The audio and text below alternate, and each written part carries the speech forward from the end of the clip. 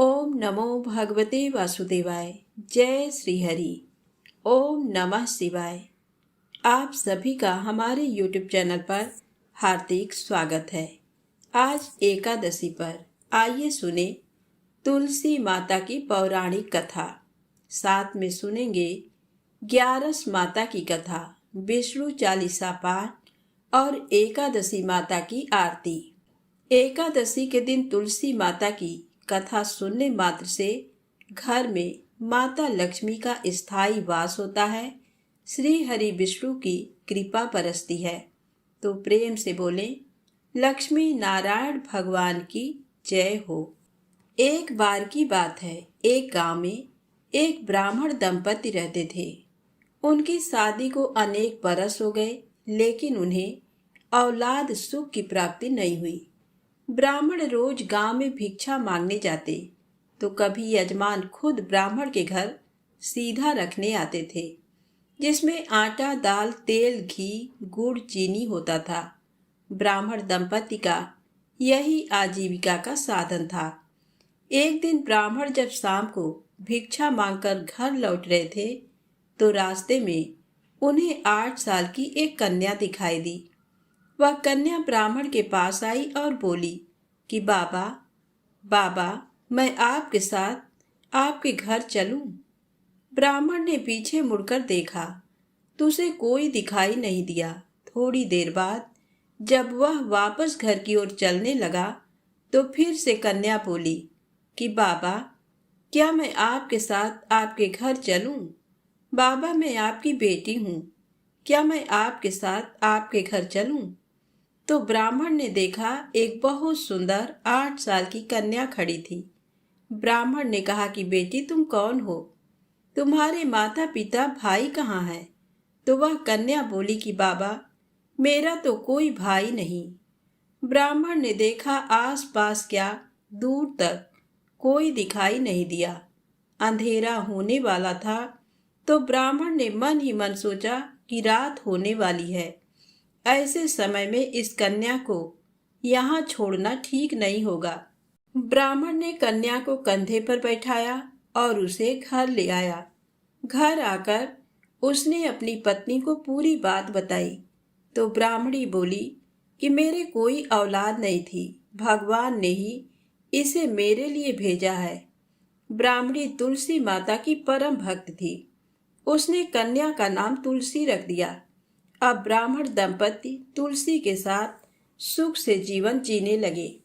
जब से तुलसी घर में आई, उनके घर में अन्न धन के भंडार भर गए। समय पंख लगा करके उड़ने लगा। जब तुलसी विवाह लायक हुई, तो ब्राह्मण दंपति को अपनी बेटी तुलसी के विवाह की चिंता सताने लगी। तो तुलसी ब्राह्मण दंपति से बोली कि माँ बाबा, आप मेरे विवाह की चिंता मत करो। मुझे तो कृष्ण भगवान ब्याहने आएंगे, आप तो मेरे ब्याह की तैयारियां करो। उसके बाद कार्तिक सुदी पूर्णिमा को भगवान शालिग्राम का तुलसी से विवाह हो गया। जब तुलसी विदा होकर जाने लगी, तो ब्राह्मण दंपति रोने लगे। तो तुलसी बोली कि माँ बाबा, आप दुखी मत होइए। मैं हमेशा तुलसी पौधे के रूप में आपके आंगन में रहूंगी और आपका घर हमेशा इसी तरह अन्न धन के भंडार से भरा रहेगा। हे माँ तुलसी, जैसे आप ब्राह्मण दंपति के ऊपर कृपा की, वैसे सबके ऊपर कृपा करना। कहानी कहने वाले, सुनने वाले और हुंकारा भरने वाले के ऊपर कृपा करना। प्रेम से बोले, तुलसी माता की जय हो। अब आइए सुने तुलसी माता की दूसरी कहानी। एक बार एक नगर में एक ब्राह्मण अपनी पत्नी, बूढ़ी माँ और 3 बच्चों के साथ रहता था। वह ब्राह्मण अपने यजमान के घर पूजा पाठ, हवन आदि करता था। बदले में वे उसे सीधा देते थे। सीधे में आटा, दाल, तेल, घी, गुड़ और दक्षिणा में रुपए देते थे। उसी से ब्राह्मण का गुजर बसर चलता था। ब्राह्मण इतना कमा लेता था कि सब भर पेट भोजन खा लेते थे। ब्राह्मण बड़ा ही नेक दिल का था। वह हर एकादशी का उपवास करता था। उसने एक नियम बना रखा था कि एकादशी के दिन वह अपने यजमान से भिक्षा लेकर नहीं आता था। सब यजमान ब्राह्मण को सीधा रखने उसके घर आते थे। ब्राह्मणी ब्राह्मण से हमेशा परेशान रहती थी। ब्राह्मणी आए दिन अपने पति को ताने देती कि आप कोई दूसरा काम क्यों नहीं करते, इस तरह हमारा गुजर बसर कैसे चलेगा। उस नगर का राजा बड़ा ही दानी था। वह ब्राह्मणों, गरीबों, जरूरतमंदों, साधु सन्यासियों को दान दिया करता था। उसके दरबार से कोई भी खाली नहीं जाता था। तब एक बार ब्राह्मणी को किसी से पता चला कि उनके नगर का राजा ब्राह्मणों को खूब दान दक्षिणा देता है। तब एक दिन ब्राह्मण की पत्नी ने ब्राह्मण से कहा कि दूर दूर के ब्राह्मण राजा से मनचाहा दान लेकर चले जाते हैं और तुम यहाँ के यहाँ एक दिन भी राजा के पास नहीं गए। जन्म भर कंगाली कहाँ तक झेलूं? आज तुम जाओ और राजा से कुछ मांग कर लाओ। ब्राह्मण ने अपनी पत्नी को समझाते हुए कहा, तू तो बावरी है, हमें धन की क्या ज़रूरत, हमें इतना तो मिल ही जाता है जिससे हम अपना पेट भर सकें, और राजा का धन अच्छा नहीं होता, वो हमें नहीं लेना चाहिए। ब्राह्मण की पत्नी जिद पर अड़ गई और बोली, मैं तुम्हारी एक भी बात सुनने वाली नहीं हूँ। कब तक हम कंगाली में जीते रहेंगे? तुम तो रोज़ माला लेकर बैठ जाते हो। अपने बच्चों को क्या खिलाएं और क्या पहनाएं? जब बच्चे दूसरे बच्चों को पहनते ओढ़ते और खाते पीते देखते हैं तो उनका मन भी ललचाता है। आज तुम राजा के पास जाओ, राजा बहुत भला व्यक्ति है, वो हमें जरूर मुँहमांगा दान देगा। मजबूर होकर ब्राह्मण राजा के महल की ओर चल दिया, पर राजा उस समय महल में नहीं था। ब्राह्मण को वापस लौटना पड़ा। दूसरे दिन ब्राह्मण की पत्नी ने ब्राह्मण को फिर से महल भेजा, परंतु राजा फिर से महल में नहीं मिला। तीसरे दिन राजा महल में मिल गया और उसने ब्राह्मण का स्वागत किया और उसे आसन पर बैठाया और 2 दिन न मिल पाने के लिए क्षमा भी मांगी। राजा ने कहा, मैं आपकी क्या सेवा कर सकता हूँ? ब्राह्मण ने कहा, जो मैं मांगूँ वो आप दे सकेंगे? राजा ने कहा, हाँ हाँ, कहिए, मैं आपकी क्या सेवा कर सकता हूँ?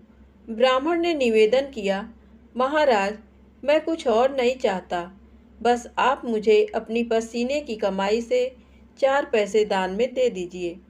ब्राह्मण की बात सुनकर राजा चौंक गया और सोचने लगा, खजाने में बहुत सारा धन पड़ा है, पर मेरे मेहनत की एक कौड़ी भी नहीं है।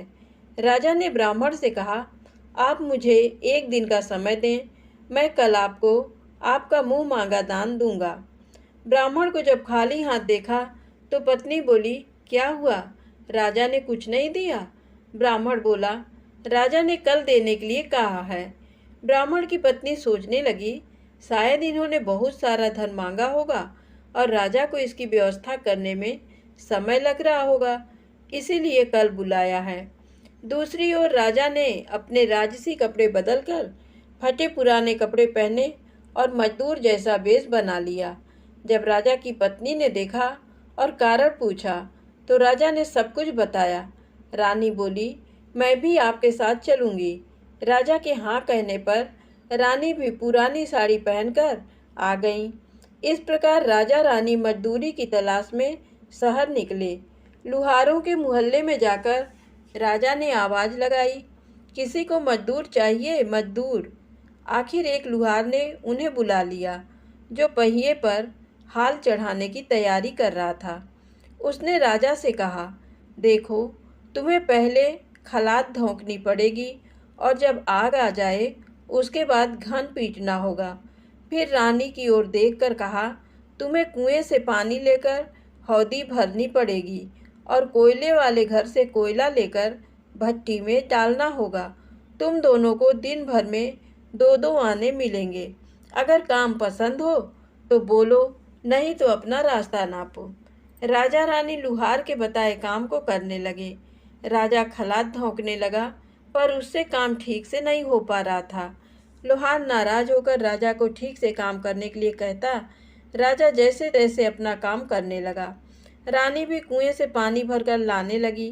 रानी के हाथ में फफोले पड़ गए। किसी तरह बड़ी कठिनाइयों से उसने पानी का हौद भरा। उसके बाद रानी कोयला लाकर भट्टी में डालने लगी। कोयला भरने से रानी के गोरे हाथ और कपड़े काले हो गए। भट्टी में आग आने पर लुहार ने 5 भट्टी में से निकालकर पहिए पर जमाई और एक घन अपने हाथ में लेकर और एक राजा के हाथ में देकर कहा, देखो बारी बारी से घन इस पर पटकना, हाथ इधर उधर न होने पाए। राजा जोर जोर से घन पटकने लगा, लेकिन उसका निशाना ठीक नहीं बैठता था। कभी घन हाल पर गिरता तो कभी पहिए पर। मजदूरों का ये हाल देखकर लुहारिन बड़बड़ाती हुई आई और लुहार से कहने लगी, तुमने कहाँ से ये नौसिखिए मजदूर काम पर लगाए हैं? इनसे काम नहीं होगा। ये सबसे मजदूर तुम्हारा सब काम बिगाड़ देंगे। राजा रानी उन दोनों की फटकार सुनते सुनते अपना काम मन लगाकर करते रहे। घन पटकते पटकते राजा का शरीर पसीने से तर हो गया और जोर जोर से सांस चलने लगी। रानी भी पानी भरते भरते और कोयला झोंकते झोंकते थककर चूर हो गई। दोनों ने पूरे दिन बहुत मेहनत की। लुहार ने राजा रानी को 2-2 पैसे दिए, जिसे वो बड़ी खुशी खुशी लेकर महल आ गए। आज उन्हें पता चला कि मेहनत की कमाई कैसी होती है। राजा ने 4 पैसे अलग रख दिए और अगले दिन ब्राह्मण को बुलाकर उसे दे दिए। ब्राह्मण राजा को आशीर्वाद देकर घर लौटा और ब्राह्मणी से कहा, लो मैं राजा के यहाँ से दक्षिणा ले आया हूँ। ब्राह्मणी खुश होकर दौड़ती हुई आई, पर जब उसने 4 पैसे देखे तो वो ठिठक कर रह गई और उन्हें दूर फेंक दिया। वो जल भूनकर ब्राह्मण से बोली, तुम जैसे दरिद्र से राजा के यहाँ जाकर भी कुछ न मांगा गया, शर्म भी नहीं आती, कहकर रूठकर चली गई और बहुत देर तक बड़बड़ करती रही। ब्राह्मण ने उन 4 पैसों को उठाकर तुलसी घर के पास रख दिया और सोचा जब ब्राह्मणी शांत हो जाएगी तो जरूरत पड़ने पर उठा लेगी। परंतु कई दिनों तक पैसे वहीं रखे रहे और फूल बेलपत्र ऊपर से गिरकर मिट्टी में दब गए। ब्राह्मण और ब्राह्मणी दोनों ही उन सिक्कों के बारे में भूल गए। कुछ दिनों बाद तुलसी घर में 4 पौधे उगे। चारों पौधे बहुत सुंदर थे। ये देख ब्राह्मणी रोज उनमें पानी डाल देती। 4 महीने बाद वो पौधे बड़े हो गए और उनमें फूल लगने लगे।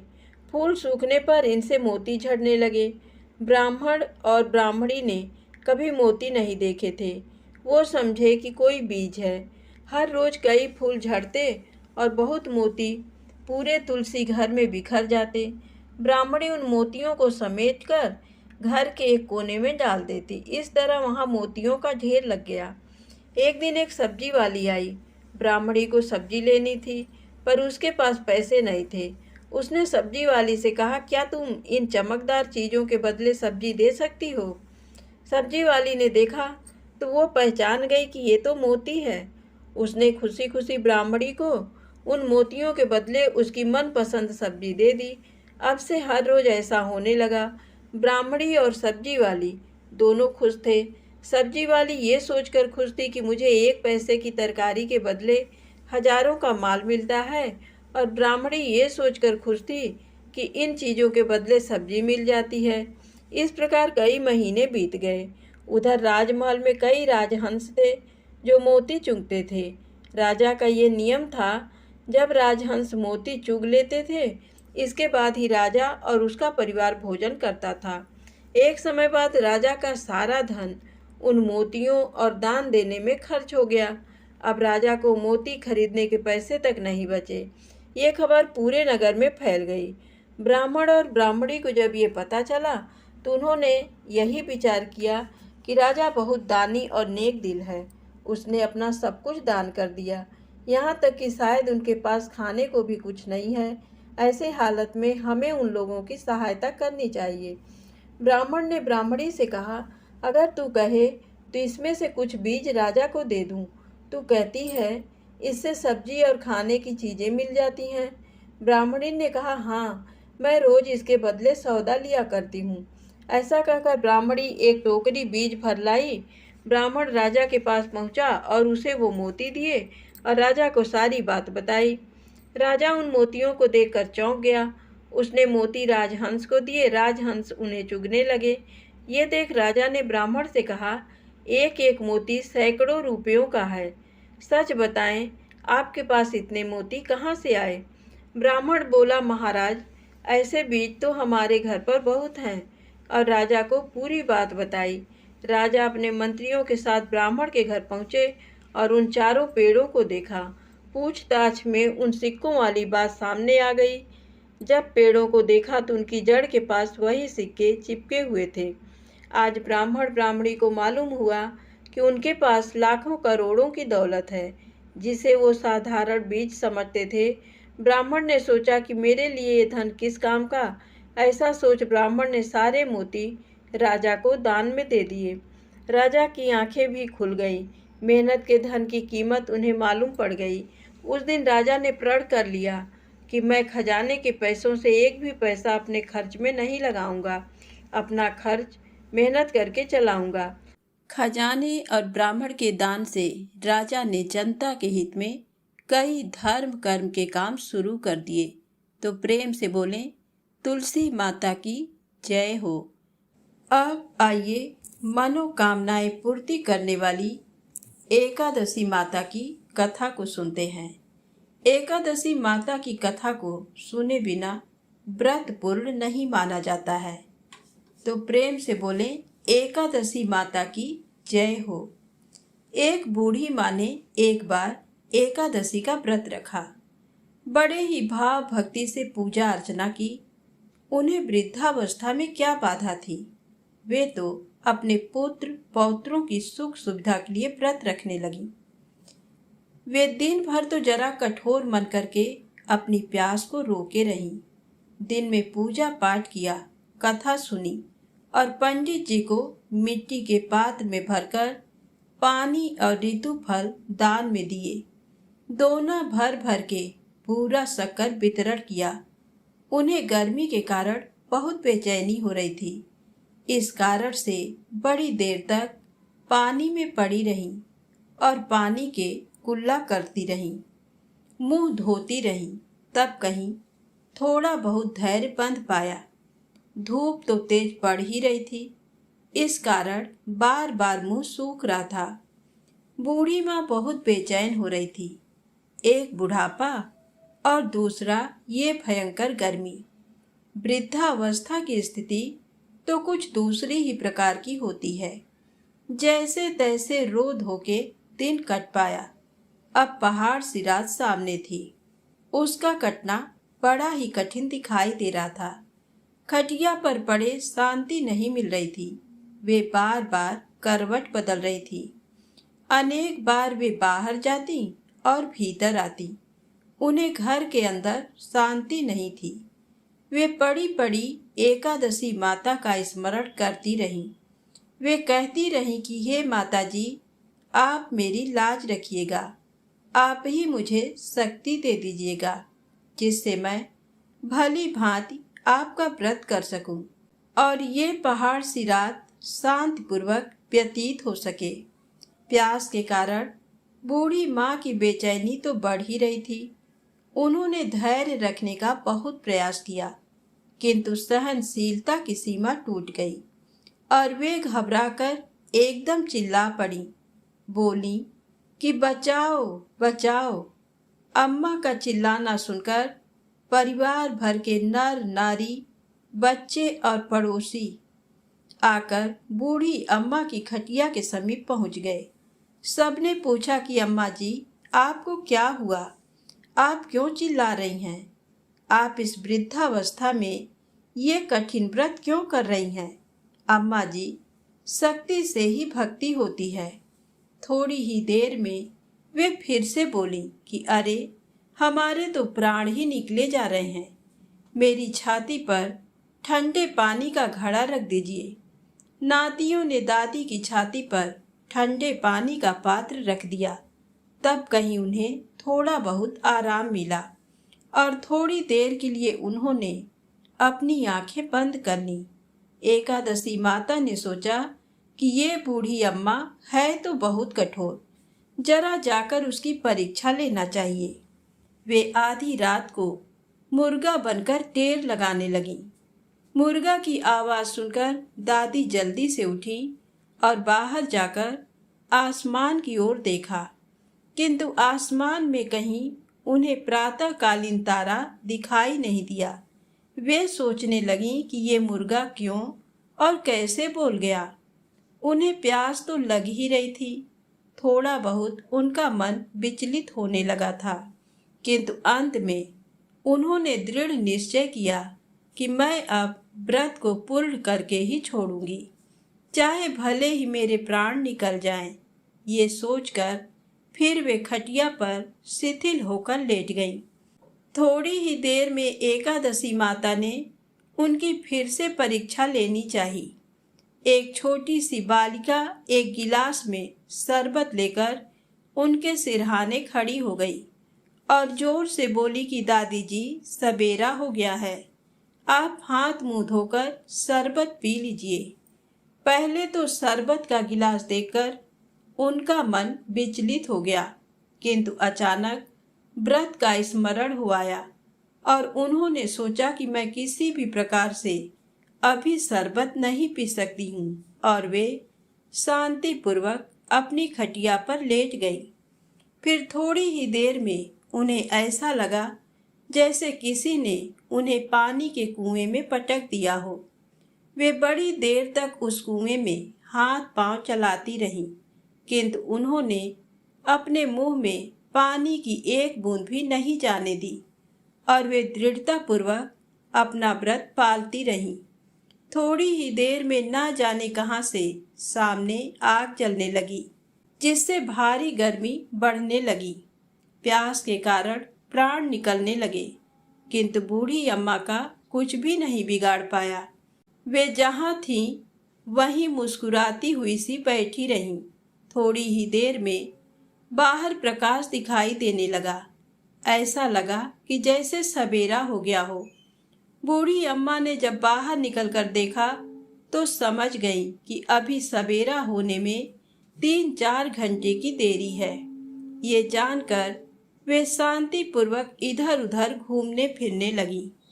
एकादशी माता ये बात अच्छी तरह से समझ गई कि ये बूढ़ी अम्मा किसी भी प्रकार से अपने व्रत से नहीं चल सकती। वे उनके सत्य व्रत को अच्छी तरह से समझ गईं। सवेरा होते ही बूढ़ी माता ने स्नान किया, भगवान का पूजन पाठ किया, एकादशी माता की कथा सुनी, ब्राह्मणों को दक्षिणा देकर भोजन कराया। तब कहीं उन्होंने जल ग्रहण किया। कन्याओं को भोजन कराने के बाद अम्मा ने स्वयं भोजन किया। उस श्रेष्ठ व्रत के प्रताप से बूढ़ी अम्मा की आयु में वृद्धि हो गई। उनका घर परिवार हरा भरा हो गया। घर में अब उनके कोई अभाव नहीं रहा। वे हर तरह के सुख साधनों से संपन्न हो गईं। नाती नातिनों से उनका घर भर गया और वे उसी दिन से 12 महीने की एकादशी का व्रत करने लगीं।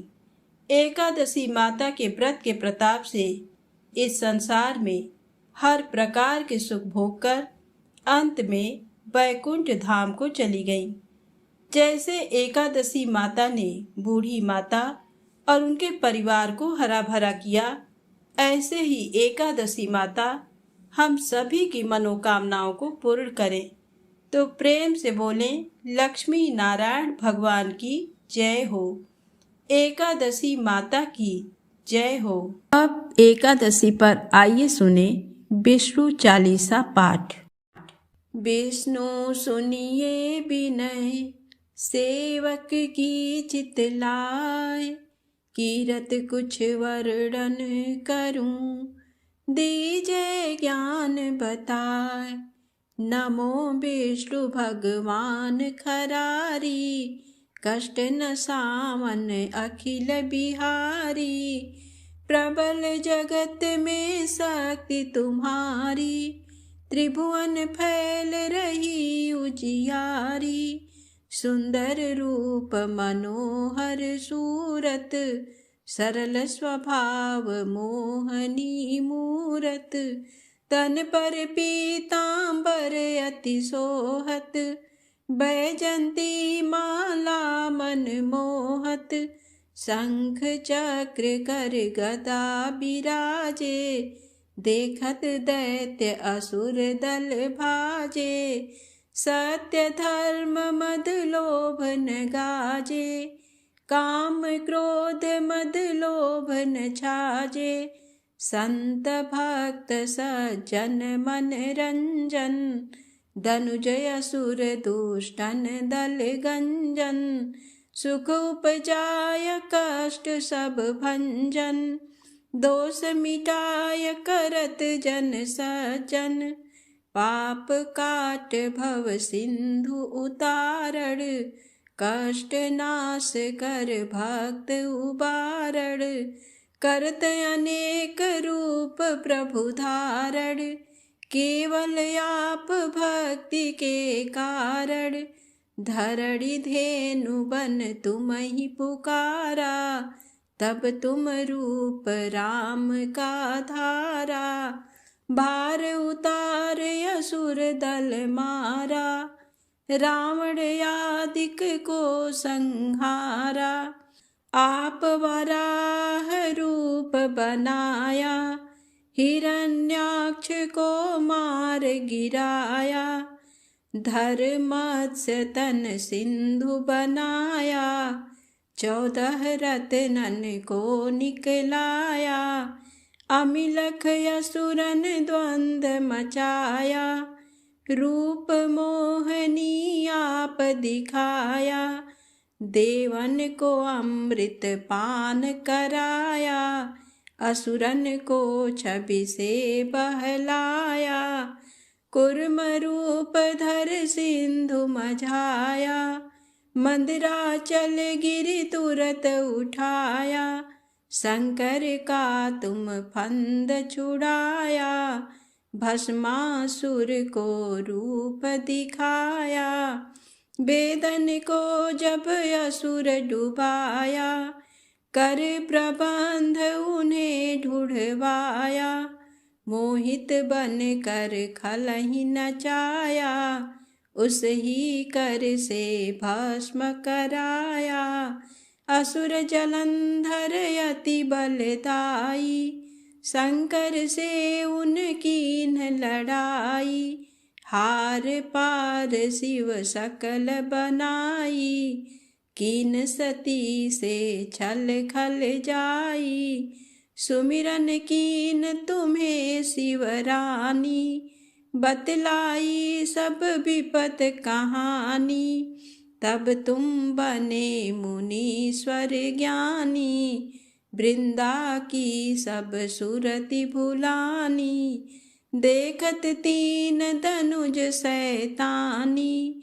वृंदा आय तुम्हें लपटानी, हो इस पर धर्म क्षति मानी।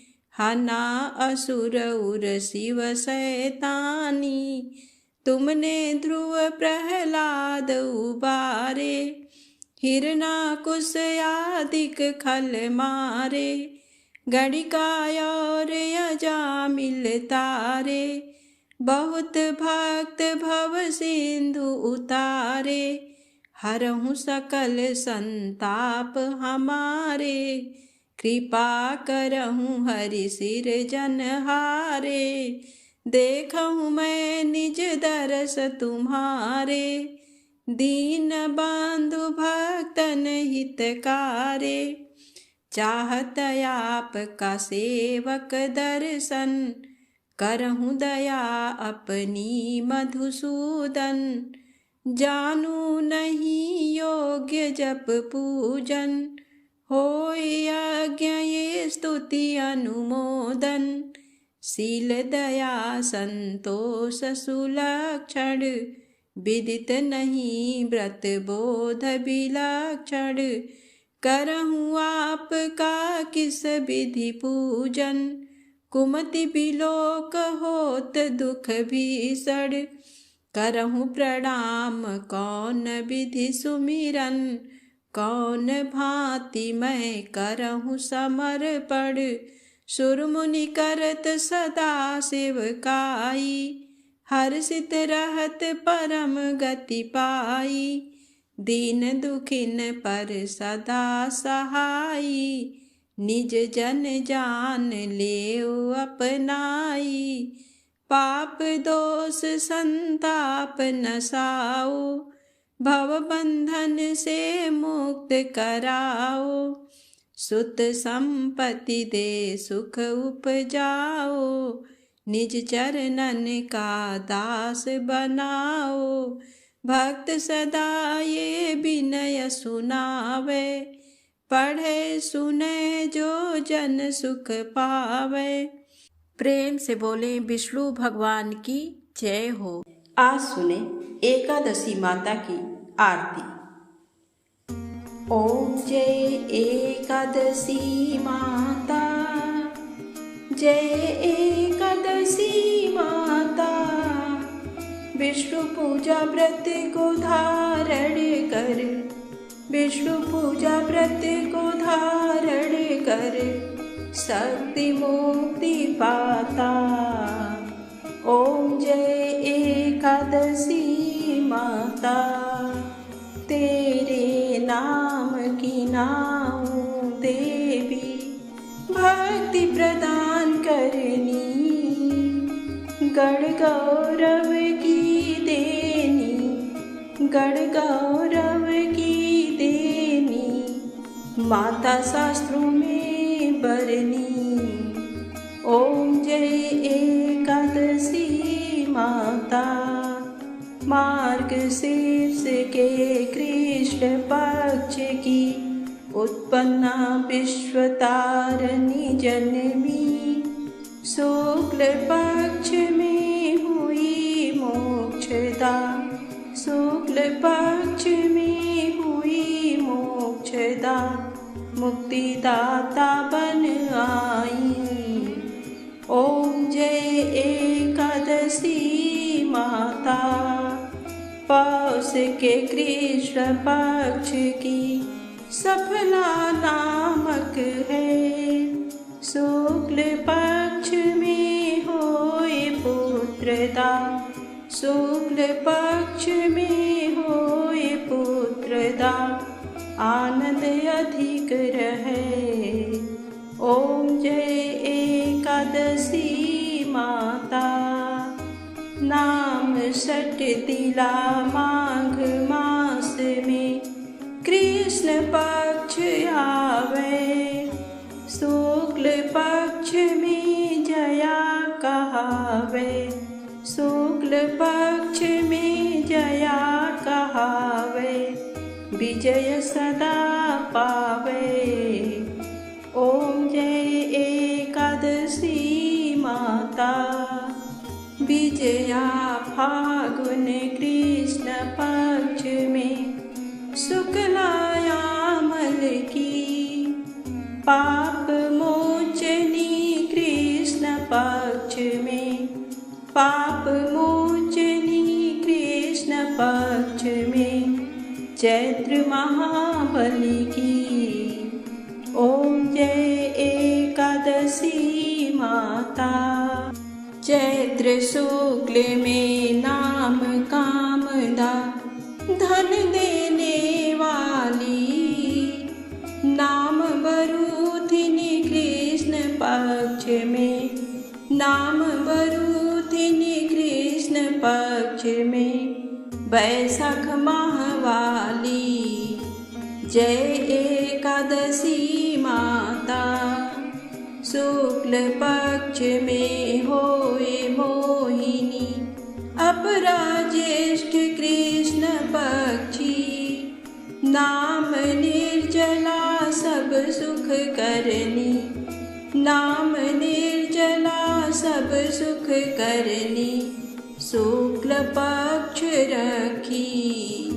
ओम जय एकादशी माता, योगिनी नाम आषाढ़ में जानो, कृष्ण पक्ष करनी, देव शयनी नाम कहायो, देव शयनी नाम कहायो, शुक्ल पक्ष धरनी। ओम जय एकादशी माता, कामिका श्रावण श्रावण मास में आवे, कृष्ण पक्ष कहिए, सावन शुक्ला होए पवित्रा, सावन शुक्ला होए पवित्रा, आनंद से रहिए। ओम जय एकादशी माता, अजा भाद्रपद कृष्ण पक्ष की परिवर्तिनी शुक्ला, इंद्रा आश्विन कृष्ण पक्ष में, इंद्रा आश्विन कृष्ण पक्ष में, व्रत से भव सागर निकला। ओम जय एकादशी माता, पापांकुशा है शुक्ल पक्ष में, आप हरनहारी, रमा मास कार्तिक में आवे, रमा मास कार्तिक में आवे, सुखदायक भारी। ओम जय एकादशी माता, देवोत्थानी शुक्ल पक्ष की दुख नाशक मैया, पावन मास में करूं विनती, पावन मास में करूं विनती, पार करो नैया। ओम जय एकादशी माता, परमा कृष्ण पक्ष में होती, जन मंगल करनी, शुक्ल मास में होए पद्मिनी, शुक्ल मास में होए पद्मिनी, दुख दारिद्र हरनी। ओम जय एकादशी माता, जो कोई आरती एकादशी की भक्त सहित गावे, जन गुरदिता स्वर्ग का वासा, जन गुरदिता स्वर्ग का वासा, निश्चय वह पावे। ओम जय एकादशी माता, जय एकादशी माता, ओम जय एकादशी माता। विष्णु पूजा व्रत को धारण कर, विष्णु पूजा व्रत को धारण कर, भक्ति मुक्ति पाता। जय एकादशी माता। प्रेम से बोले एकादशी माता की जय हो। श्री हरि विष्णु भगवान की जय हो।